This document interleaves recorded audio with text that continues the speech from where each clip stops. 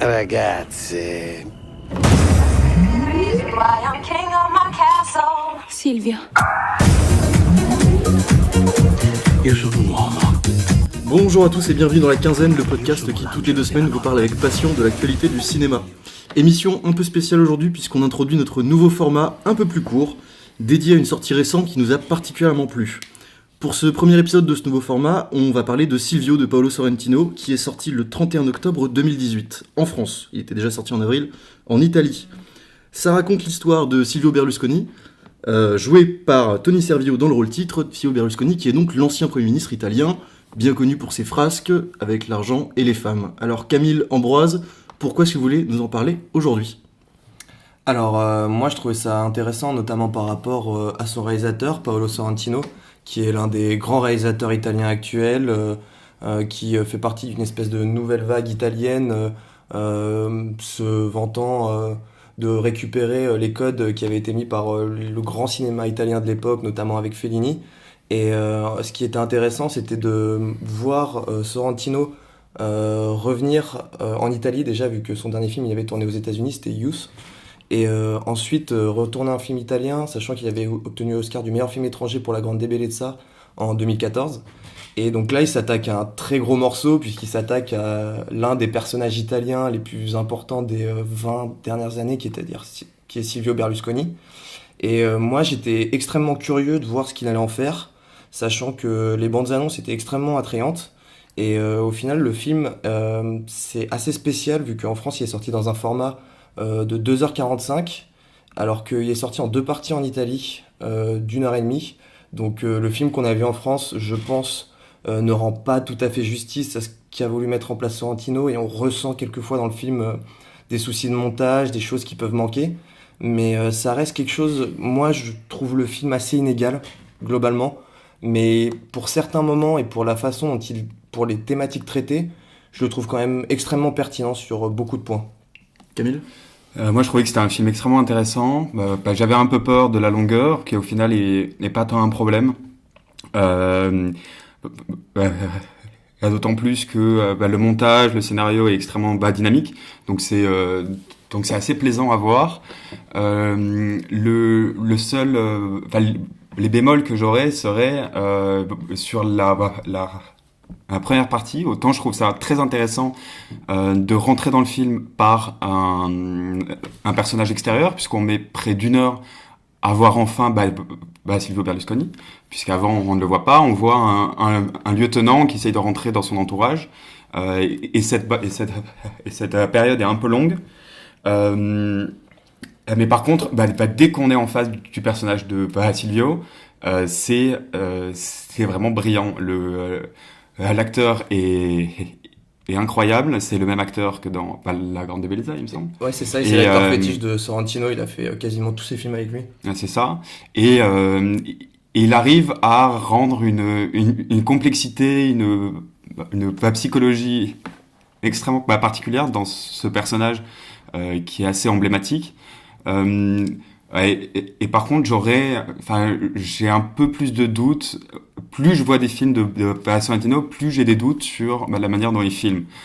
Au départ, avec La Grande Bellezza, j'avais l'impression que c'était un réalisateur qui prenait les codes des années 80-90 de l'Italie, donc le fric, les femmes, et la vulgarité un peu partout, un peu omniprésente, mais sauf qu'on retrouve la même chose dans Youth, on retrouve la même chose dans Silvio, et alors que les thèmes ne sont pas les mêmes, et du coup je commence à me poser la question de est-ce que Sorrentino n'est pas finalement un réalisateur très vulgaire, tout simplement. Je vois, il y a beaucoup de personnes qui jugent de sa vulgarité. Moi, je suis pas du tout d'accord avec cette vision-là du cinéma de Sorrentino. En France, en tout cas, il a pas si bonne presse que ça, vu que j'ai regardé les critiques de La Grande Bellezza à l'époque et de Silvio ces derniers temps. Donc, je sais pas, un journal comme Les Inrocks, en toute subtilité, ont qualifié le film d'un navet abyssal. Moi, en fait, ce que je trouve vraiment intéressant, c'est qu'il filme tout de la même façon, que ce soit les gold diggers, les filles qui cherchent à atteindre le pouvoir, ou bien alors des œuvres d'art, que ce soit la nudité, que ce soit les fêtes, que ce soit la prise de drogue, tous ces éléments-là, il filme tout et il met tout exactement au même niveau. D'ailleurs, c'est extrêmement marrant vu qu'au début de Silvio, ça commence par une scène avec un mouton qui rentre dans une pièce, qui se met à regarder la télé et qui ensuite, à cause de la chaleur de la climatisation, s'écroule et meurt.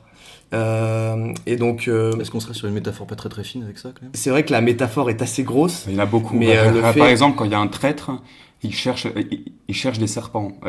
Et pour montrer la pourriture de Rome, la pourriture morale de Rome, on suit un rat qui est d'ailleurs extrêmement moche. J'ai rarement vu un rat aussi mal fait que ce rat.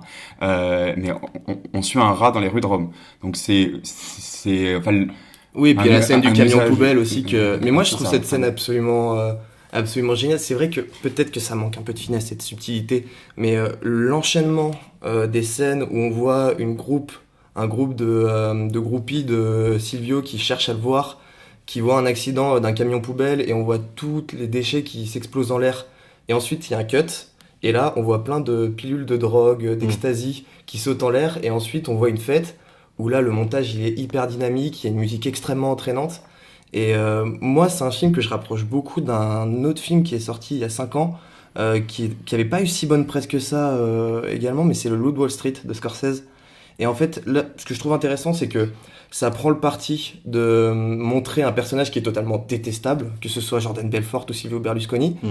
Mais en fait, ce serait très simple, et je pense que c'est pour ça aussi que les films n'ont pas eu si bonne presse que ça, d'attaquer le personnage et de dire regardez comment c'est une merde, regardez comment ce personnage est détestable et tout ça. Mais d'un autre côté, ça te montre l'aspect où tu te dis ah, c'est quand même sympa de faire des teufs comme ça. Ah oui, c'est immoral, mais quand même, qu'est-ce que c'est entraînant, qu'est-ce que c'est sympa. Et en fait, ça met le spectateur dans un état de je le déteste, mais j'arrive pas à le détester à fond, et j'arrive pas à me dire que oui, ce mec est une merde, mais j'arrive pas à me dire que. Enfin, j'arrive pas à le détester totalement. Et le fait de prendre ce point de vue-là, je trouve ça de un extrêmement courageux, et de deux, je trouve ça plus intéressant que si c'était une chronique pour dire bah oui, Silvio Berlusconi, même si je n'ai aucun respect pour le personnage en soi. Mais je trouve ça vraiment intéressant de prendre cet angle-là. Mais surtout que j'ai l'impression, d'après ce que vous me dites, qu'on n'est pas dans la restitution fidèle de l'histoire de Silvio Berlusconi, Non. on est vraiment dans la parabole et Non, c'est pas une biographie. dans l'exagération également. On n'est pas je pense pas qu'on soit dans l'exagération, on est plus dans l'exploration presque shakespearienne à un moment de ce que c'est la déchéance de Silvio Berlusconi, à la fois en tant que personne et en tant que représentant d'une classe politique, d'une élite économique et du coup de l'Italie par extension. Ouais, parce que pour moi, en fait, c'est un film sur l'Italie. Déjà, le titre italien, c'est pas Silvio et les autres, c'est Loro, ce qui veut dire le leur en soi. Enfin, je sais pas la traduction exacte. Mais en gros, ça veut dire les autres, ceux qui essayent d'atteindre Silvio Berlusconi. Et en fait, c'est pas tant que ça une critique de Berlusconi, du personnage en soi, mais de tout ce qu'il a généré autour de lui et de tout ce que ça a généré en Italie par rapport à ça. Le fait que, voilà, il a un peu abruti l'Italie avec ses émissions de télévision complètement teubées, avec des femmes à moitié nues tout le temps. Et en fait, ça montre que c'est plus sa charge envers l'Italie, envers son propre pays. Et c'est pour ça que je trouve le film intéressant, même si il y a des imperfections. Mais le fait de montrer par exemple ce jeune extrêmement ambitieux qui essaye par tous les moyens d'accéder à Berlusconi, qui essaye de tout faire pour essayer de l'avoir et qu'au final quand il le rencontre, il passe une soirée avec lui et au moment où il essaye de parler sérieusement avec Berlusconi, de lui dire oui j'ai des visions par rapport à la politique étrangère de l'Italie, Berlusconi il l'envoie chier, il lui dit mais pourquoi t'essayes de gâcher la fête? Et c'est ça en fait, c'est en gros tu peux avoir toutes les bonnes intentions de la Terre et essayer de faire passer ces bonnes intentions à travers des procédés qui sont un peu immoraux. Et au final, qu'est-ce qu'il en reste? Bah rien, pas du tout, tu te casses la gueule. Et ça montre un peu l'Italie qui se casse la gueule actuellement par rapport à ça. Je suis pas d'accord du tout. Par exemple, le personnage du parvenu, il a ni des bonnes intentions et c'est pas un peu immoral ce qu'il fait, c'est totalement immoral. Oui. C'est totalement immoral, il a aucune bonne intention, c'est juste il essaye de s'élever par le crime et le vice. Non, mais je veux dire des bonnes intentions par rapport à lui-même. Enfin, des bonnes intentions par rapport à sa carrière. Oui, mais complètement immoral. Mais c'est pas des bonnes intentions, Oui, c'est bon. de l'ambition dans ce cas-là. Ensuite, sur ce que tu disais avant, il me semble que la fascination, je comprends totalement le lien avec le loup de Wall Street, mais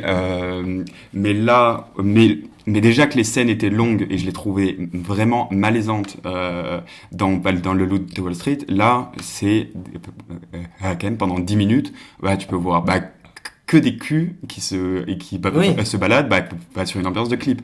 Donc, et je trouve quand même qu'il y a une fascination qui va au-delà du message, et que c'était pareil dans La Grande Bellezza, mais il n'empêche que j'ai trouvé le film extrêmement beau, mais je m'interroge quand même sur ce point.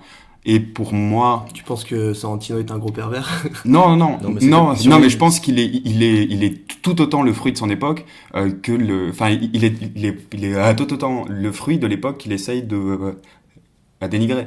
Et en plus, et par contre, oui, la fin du film est d'une incroyable beauté et justesse, je trouvais. Le dernier monologue de la femme de Silvio, donc qui est peut-être la seule personne qu'il a réellement aimé à un moment, et qui lui donne toutes ses vérités. Et là, d'un coup, si on pouvait avoir un discours sur l'Italie ou l'entourage, là il se recentre sur Silvio et sur le responsable de tout ça, et là on a un vrai moment de vérité politique et de cinéma qui est très très beau, et qui finit d'ailleurs par un long plan séquence pendant le générique, où on voit donc ce que j'imagine Sorrentino voit comme la vraie Italie, celle qui travaille, qui a des valeurs, qui a des racines. C'est plus ou moins ça le message. Pour moi, c'est pas franchement la vraie Italie. Enfin, c'est une autre phase de l'Italie. Non, mais il y a un discours politique derrière. Oui, complètement. Mais c'est une autre phase de l'Italie, c'est pas l'Italie telle que lui l'imagine. Oui, mais c'est l'Italie que lui veut promouvoir.